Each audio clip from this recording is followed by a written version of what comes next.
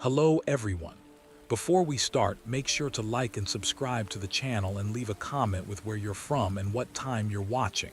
That way, YouTube will keep showing you stories just like this one. Now, let's begin.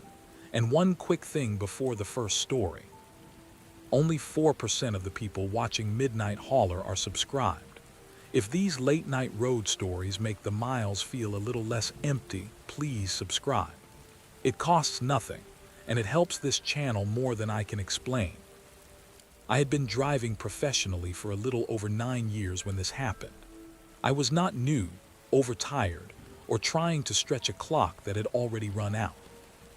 I had taken a proper break outside Fort Smith, checked the weather, and started west on Interstate 40 with enough time to reach my receiver near Oklahoma City before dawn. The load was boring. Palletized paper products in a sealed dry van. Nothing refrigerated, nothing high value, and nothing that gave me a reason to rush. The trailer was heavy enough to keep the truck planted, but the storm made every mile feel slower than it was. The rain started as a steady sheet near the state line. Within half an hour, it became the kind of rain that erased everything outside the sweep of the wipers.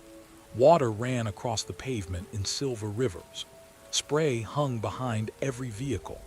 The reflectors on the lane lines appeared for 1 second and vanished the next.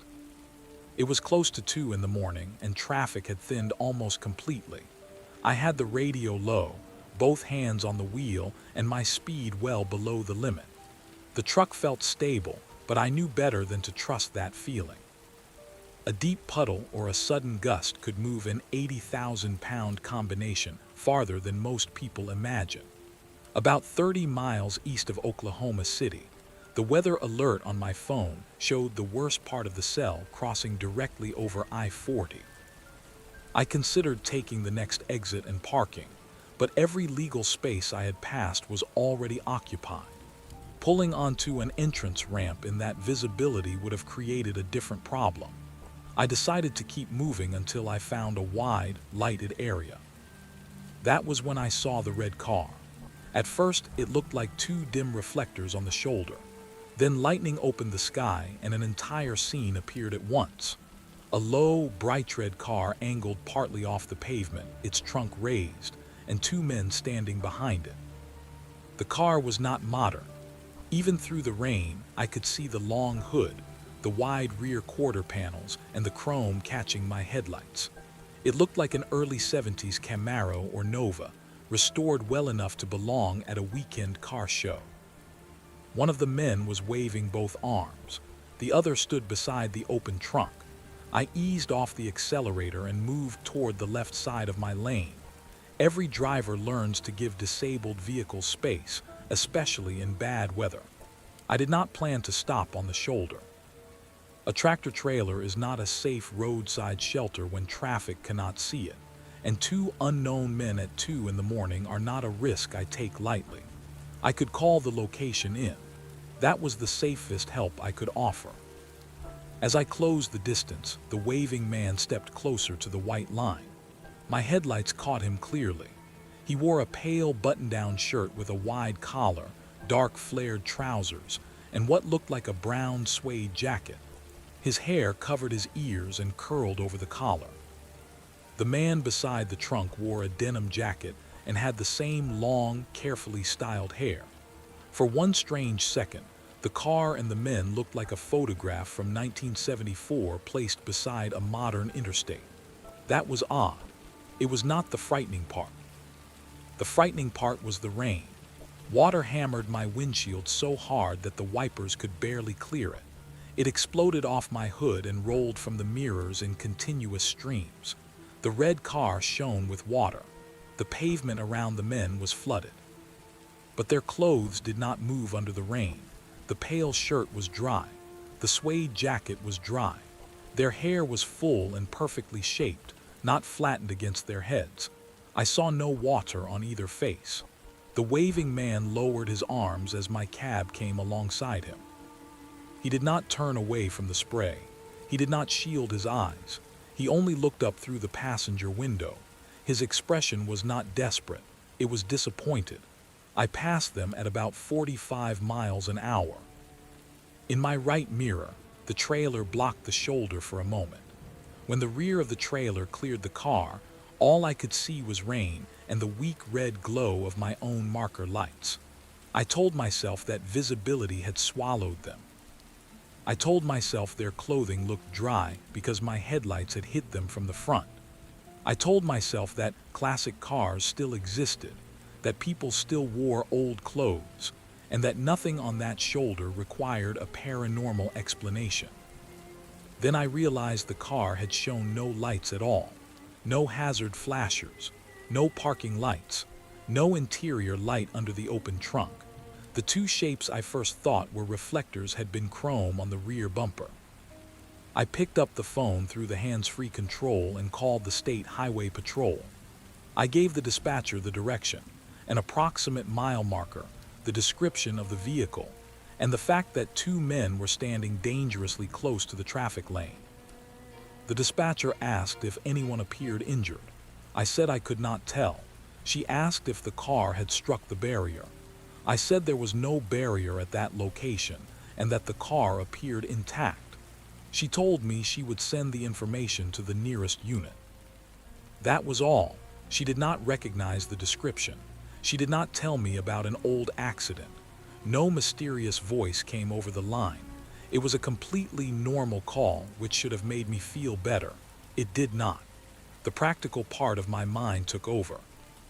I increased the following distance from the only vehicle I could see far ahead, switched the defroster to a warmer setting, and checked the trailer through both mirrors. The marker lights were steady. The trailer tracked normally. Water sprayed evenly from the tires. I used those small observations to keep myself anchored in the cab.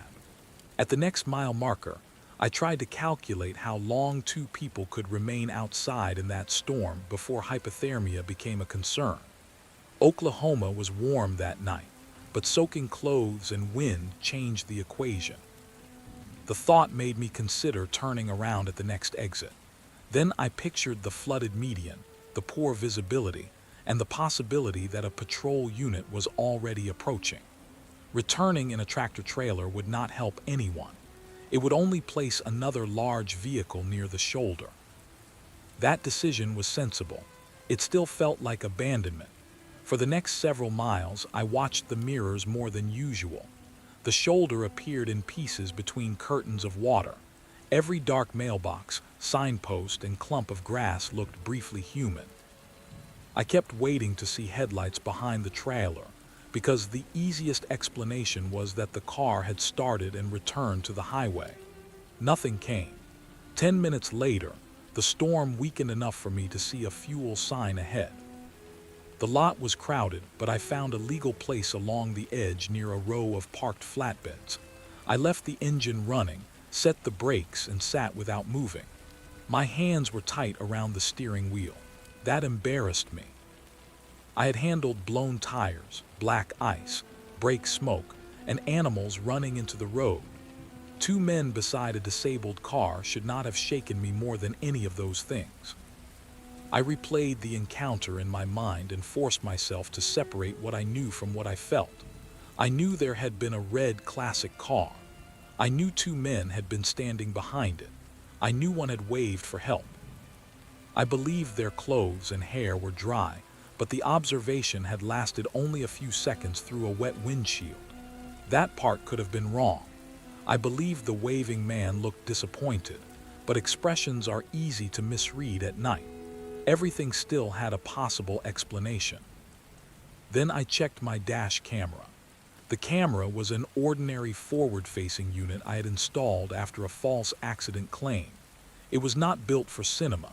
In heavy rain, its footage often looked worse than what I saw through the glass. I removed the memory card, opened the last recording on my laptop, and moved to the time of the call. The recording showed the interstate, the wipers, and the bright smear of my headlights. It showed the flash of lightning. It showed something red on the shoulder. But the water on the windshield turned the men into two pale vertical shapes. One shape lifted and lowered its arms. The second remained near the trunk. The image proved only that I had not imagined the entire scene. It did not prove the impossible part. I paused on the clearest frame. The waving man's shirt looked pale and smooth. Rain crossed in front of him, but I could not see it striking him. I enlarged the picture until the pixels broke apart. Nothing became clearer. I sat there for nearly 20 minutes, hoping the highway patrol might call for more information. No call came. I considered calling back, but I had already reported the location. I did not want to become the driver repeatedly asking whether two strangely dressed men had been found in the rain. When the weather passed, I continued west. The receiver opened at 5. I backed into a dock, broke the seal with the employee watching, and waited while the trailer was unloaded. In daylight, the experience lost some of its power. The dry clothing became reflected light. The old car became a collector vehicle with an electrical failure. The men became stranded motorists who had been under the raised trunk until they heard my truck approaching. That explanation worked until I remembered one detail. The man who waved had been standing nearest the travel lane when I first saw him. The other man was beside the trunk. Neither had been sheltered. Weeks later, I drove that section again in clear weather. I did not stop. I only paid attention to the shoulder. The location was wider than I remembered. There was enough room for a car, but no house, business, or frontage road nearby. Beyond the ditch was a fence and open land.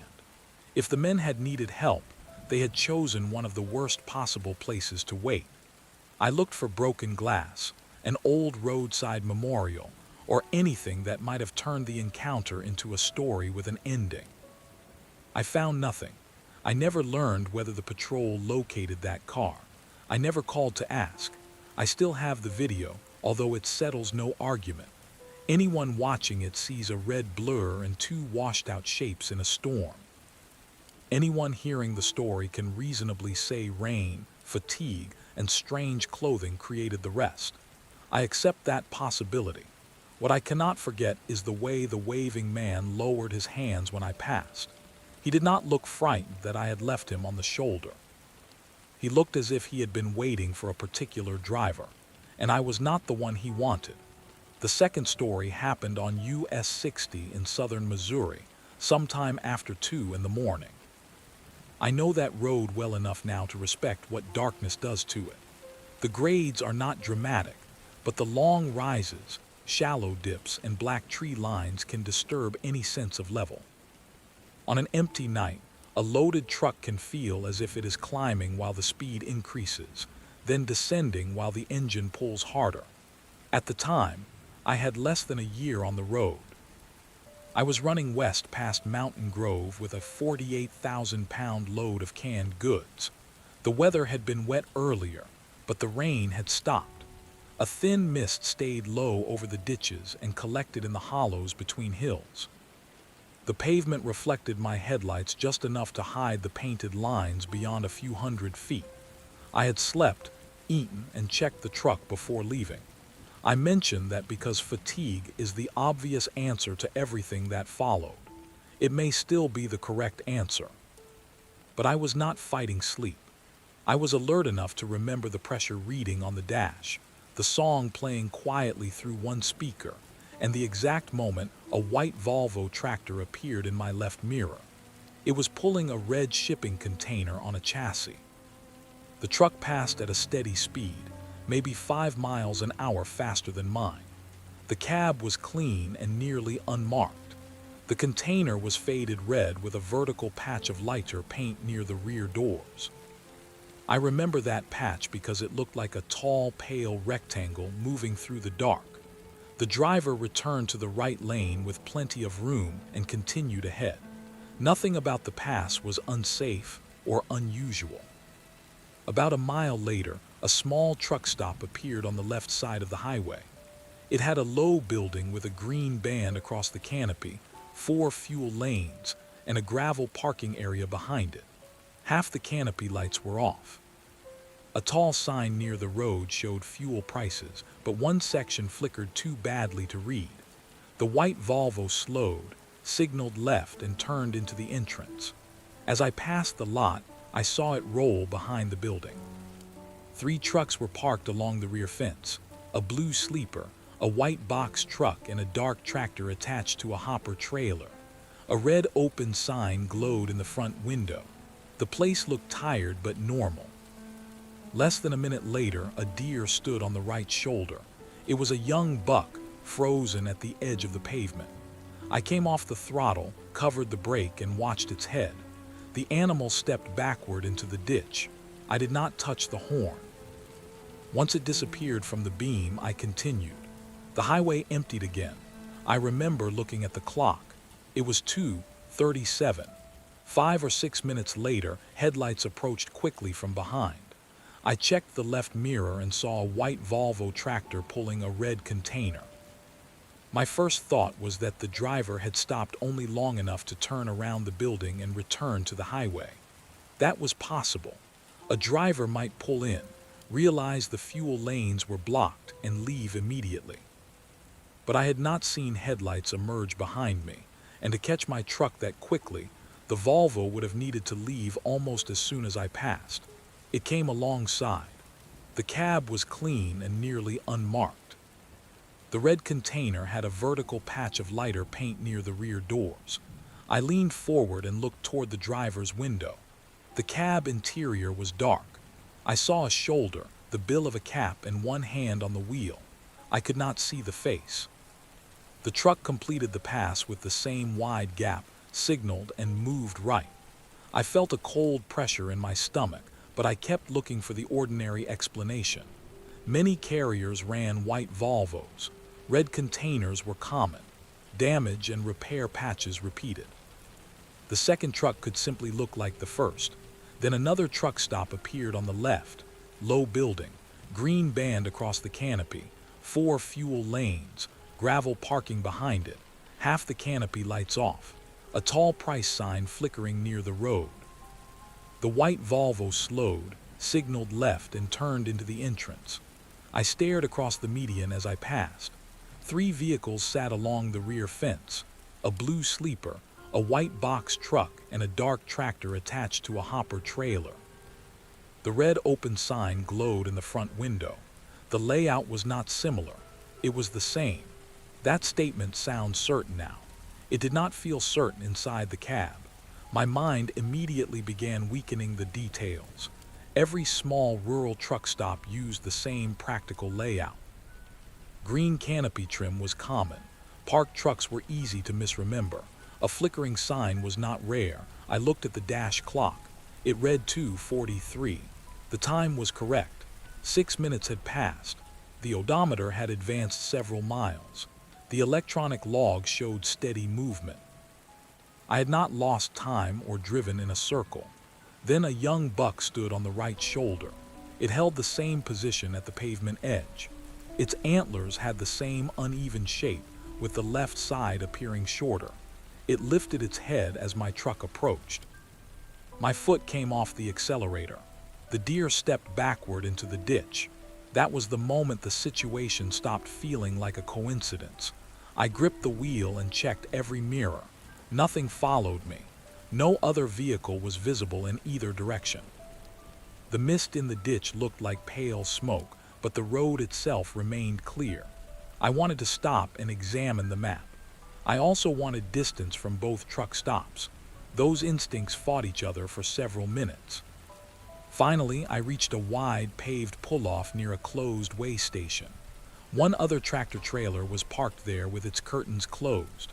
I pulled beneath a light, set the brakes, and kept the doors locked. The route on my phone showed a straight line.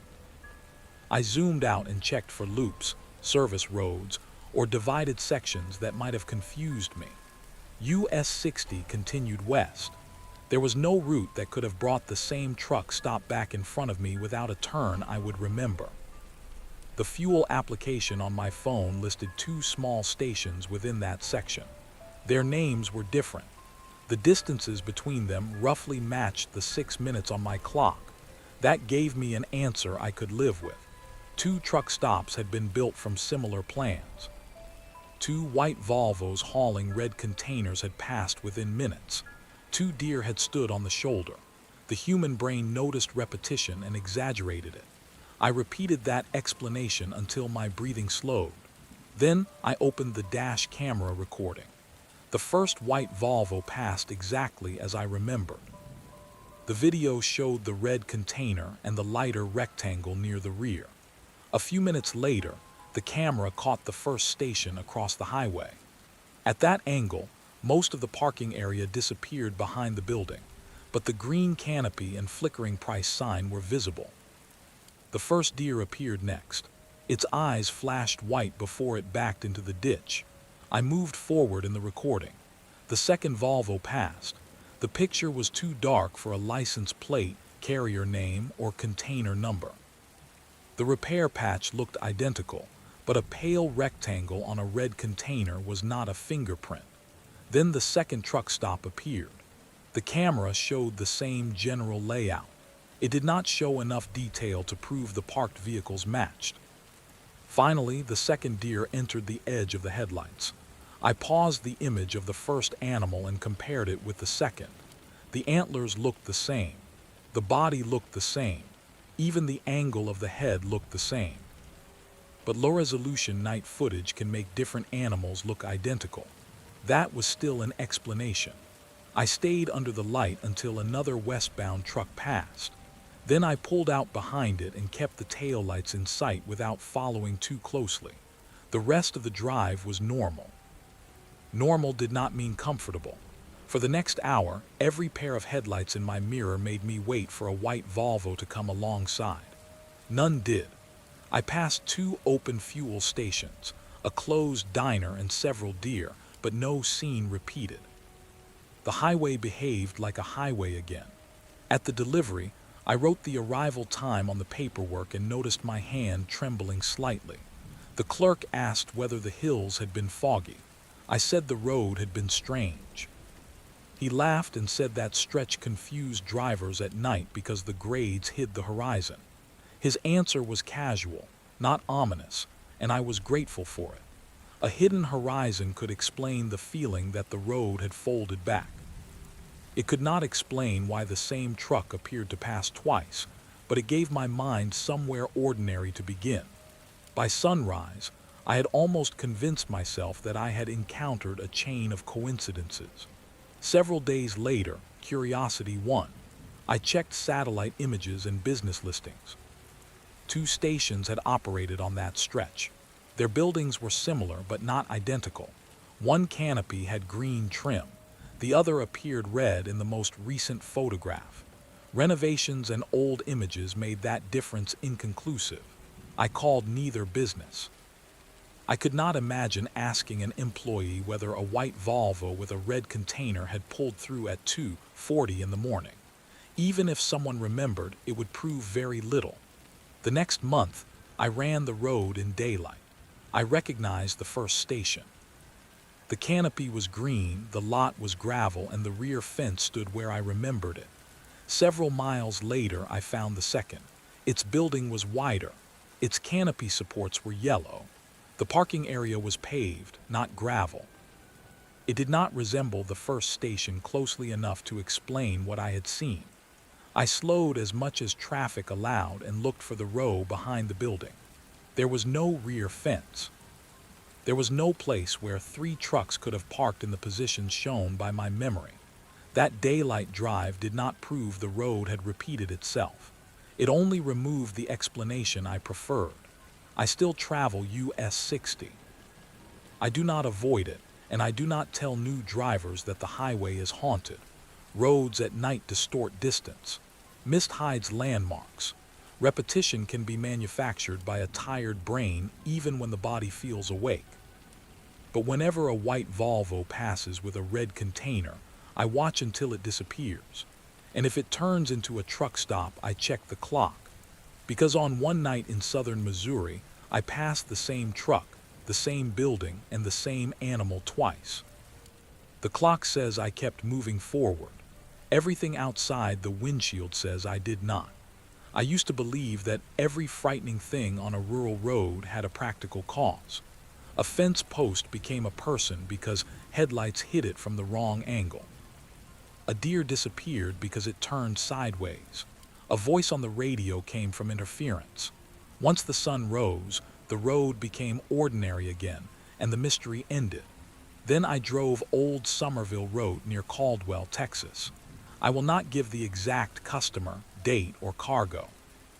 The account is recent enough that I do not want a local business connected to it. I can say that it was a legitimate run. The road was part of the route, and I was not trespassing on an abandoned property or searching for a haunted place. It was late, well after midnight. I had completed a local delivery and was heading back toward a larger highway. The night was warm, the pavement was dry, and there was no fog. Visibility should have been good. That made the emptiness more noticeable. There were no porch lights, no oncoming cars, and no glow from a town on the horizon. Fields and tree lines moved through the edge of the headlights. The only sounds were the engine, the tires, and an occasional rattle from somewhere behind the cab. I had driven isolated roads before. Silence never bothered me. In fact, after hours of traffic and radio noise, I usually enjoyed it. About 15 minutes into the road, I saw a person on the right shoulder. The figure stood beyond the solid white line, close to the grass. It was tall and narrow, wearing dark clothing.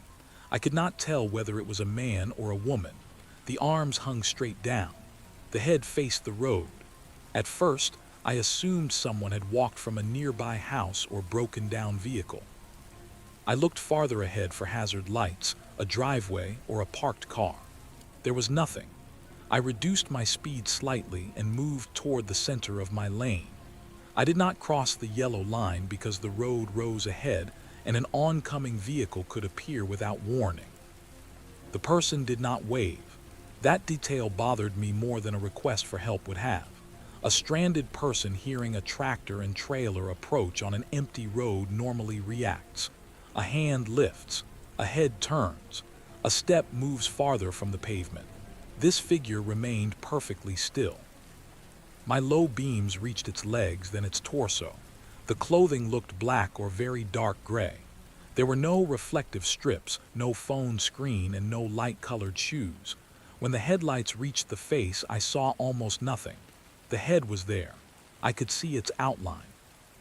But where features should have caught light, the surface remained dark. I passed without stopping.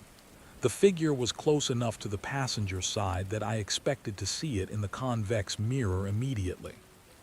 The mirror showed the edge of my trailer, the white line, and the shoulder shrinking behind me. No person appeared. I checked the flat mirror. Nothing. For several seconds, I leaned between both mirrors, searching for a shape in the red wash of the trailer lights. The road behind was empty. I told myself the person had stepped into the grass. Dark clothing could disappear instantly outside the headlight beam. The lack of movement was only my angle. The missing face was shadow. That explanation was enough to keep me moving. 30 seconds later, the same figure stood ahead of me. It was on the right shoulder again. Same height, same narrow body, same arms hanging straight down, same head facing the road. There was no side road between the two locations. No vehicle had passed me. No one on foot could have covered that distance, especially without appearing in the mirrors. My first thought was not ghost. My first thought was that the first sighting had been a post or a tree, and this was the actual person. The brain had matched two unrelated shapes. It was a weak explanation, but it was the only one I had. I slowed again. The figure remained outside the line. At roughly 100 yards, the lower body entered the headlights. At 70 yards, I could see the torso. At 50, the head was still a dark oval with no readable features. At the distance where the entire person should have become clear, it disappeared. It did not step backward. It did not fall. The darkness simply closed where it had been standing, as if the figure had been an image projected into the beam and someone had switched it off. I hit the brakes harder than I intended. The load pushed against the tractor, and loose items in the passenger storage pocket struck the floor. I kept the truck in my lane and brought the speed down without stopping. For 1 second, I considered pulling onto the shoulder. That thought still disturbs me. I wanted to prove that a mailbox, a strip of torn plastic, or a dark bush had created the shape. I wanted a solid object that could end the story before it became something I carried for years. But every instinct I had said not to stop. I stayed in gear and accelerated gradually. The radio crackled. I had not heard another driver for several minutes. Now a burst of static filled the cab, loud enough to make me reach for the volume. Beneath it, I thought I heard a voice, but no words were clear. It lasted 3 or 4 seconds and ended. The channel returned to silence. I called out once and asked if anyone nearby had transmitted. No one answered. That was not paranormal by itself. Radio skip, electrical noise, distant signals, and equipment problems happen every day. I knew that.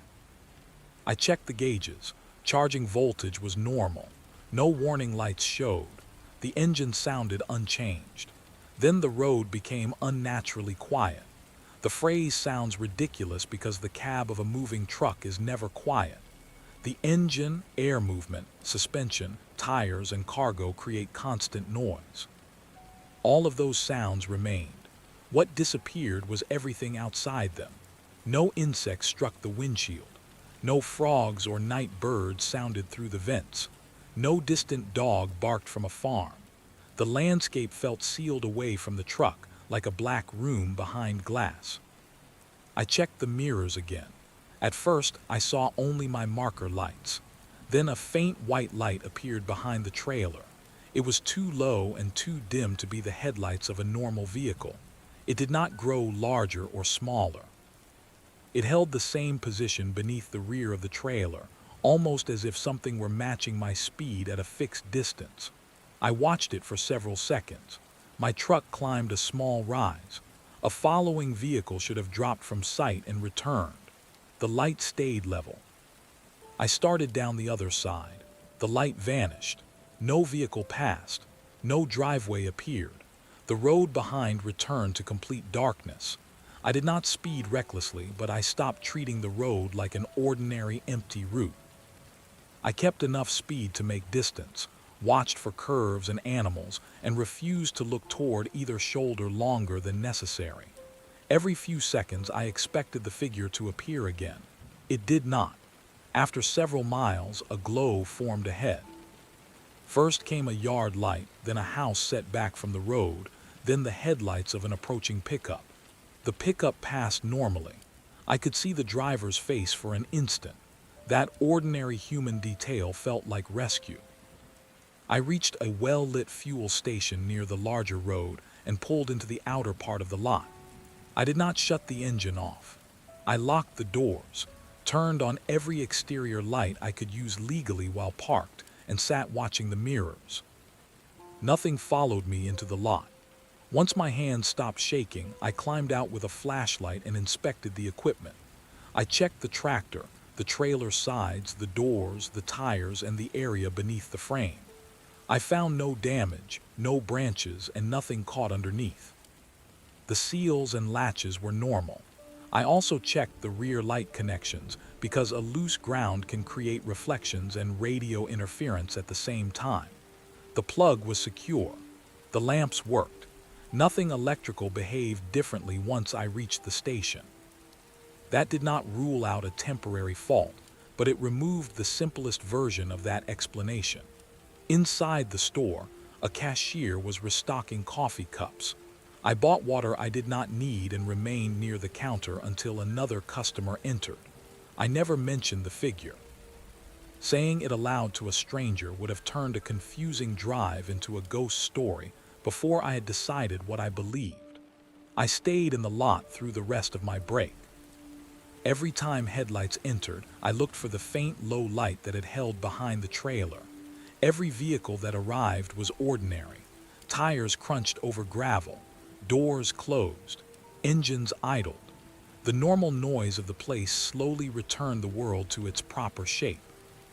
I walked only far enough from the cab to complete the inspection. Then I got back inside and locked the doors again. I did not have useful dash camera footage. The unit was angled for traffic events, and the figure had stood near the far edge of the beam. On the recording, the shoulder was mostly black. A narrow vertical shadow appeared briefly during the first pass, but it could have been vegetation. At the second location, compression noise and headlight glare made the image useless.